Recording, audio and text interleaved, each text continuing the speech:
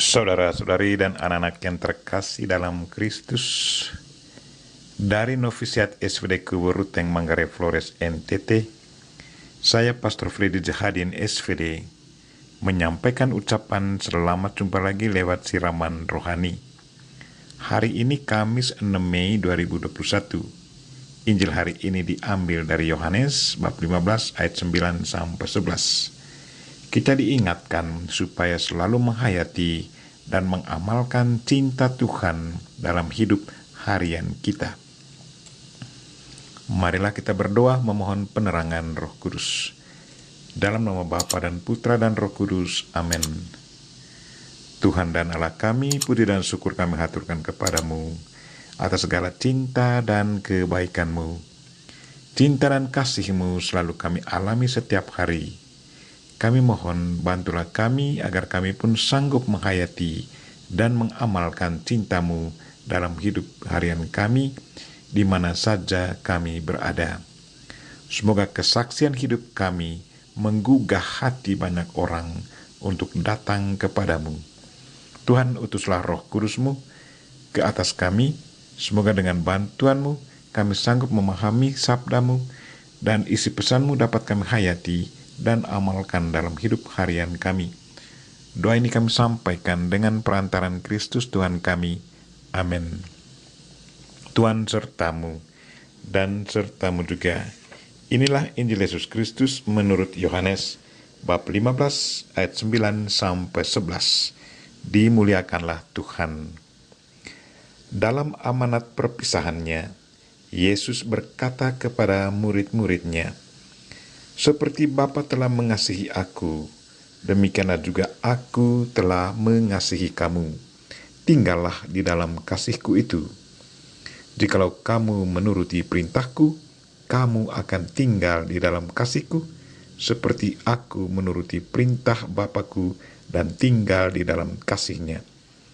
Semuanya ini kukatakan kepadamu, supaya sukacitaku ada di dalam kamu, dan sukacitamu menjadi penuh." Demikianlah Injil Tuhan. Terpujilah Kristus. Saudara-saudari dan anak-anak yang terkasih dalam Kristus, tema renungan kita hari ini ialah hayatilah dan amalkanlah cinta Tuhan dalam hidup harian kita. Tahukah kita akan cinta yang tidak bisa dihancurkan oleh kuasa dunia dan kematian? Saya mengajak kita sekalian untuk merenung sejenak dan bertanya diri, cinta yang bagaimana dan dari manakah datangnya cinta itu, sehingga kuasa dunia dan kematian tidak bisa menghancurkannya? Saudara-saudari dan anak-anak yang terkasih dalam Kristus, itulah cinta Tuhan, Bapa kita dan Putranya Yesus Kristus. Cintanya ke atas kita sungguh tak bersyarat. Bayangkan, Tuhan dalam kemuliaannya hidup bahagia yang tidak pernah mengenal penderitaan di dalam surga, menyuruh anaknya turun ke dunia yang penuh dengan bermacam-macam situasi, suka dan duka. Allah Bapa membiarkan anaknya menderita dan alami kematian yang sesungguhnya bertentangan dengan hakikatnya sebagai Tuhan. Yesus dengan segala ketaatannya, karena didorong oleh cintanya kepada Bapanya, turun ke dunia, mengikuti hukum alam yang masuk ke dalam rahim seorang ibu yang sudah disiapkan oleh Bapanya, yaitu rahim Bunda Maria. Maria mengandungnya selama 9 bulan dan melahirkannya ke dunia. Yesus Kristus yang adalah Allah kini menjelma menjadi manusia dan menggunakan bahasa manusia dan yakinkan manusia akan besarnya cinta Allah kepada manusia. Tuhan sungguh mencintai manusia karena Dia sendiri yang menciptakannya. Dia menciptakannya sesuai dengan citranya sendiri. Sebagai citranya sendiri, Tuhan menghendaki agar manusia kembali lagi kepadanya. Dia mau agar manusia selalu bersatu dengan Dia dalam suasana damai dan penuh sukacita untuk selama-lamanya. Karena cintanya ini, maka Dia mengutus putranya ke dunia untuk menebus dosa manusia. Yesus Kristus sudah jadi korban pembayar dosa manusia. Dia alami kematian dan sudah kalahkan penguasa kematian.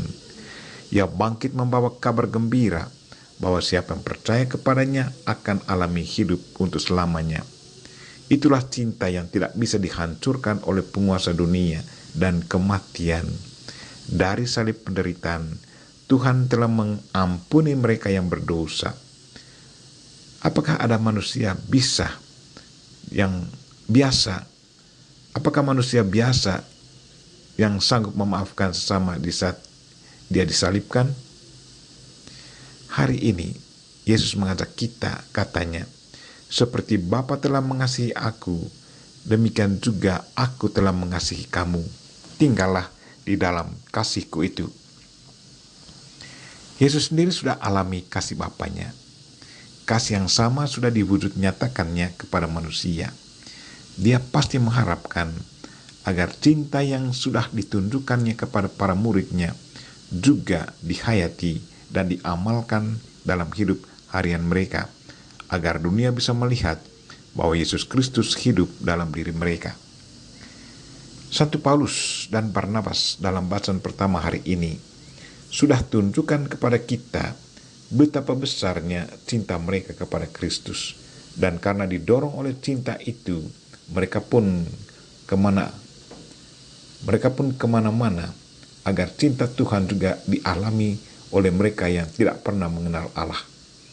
Paulus dan Barnabas masuk mewartakan kabar gembira ke wilayah-wilayah orang kafir, dan mereka juga percaya kepada Tuhan.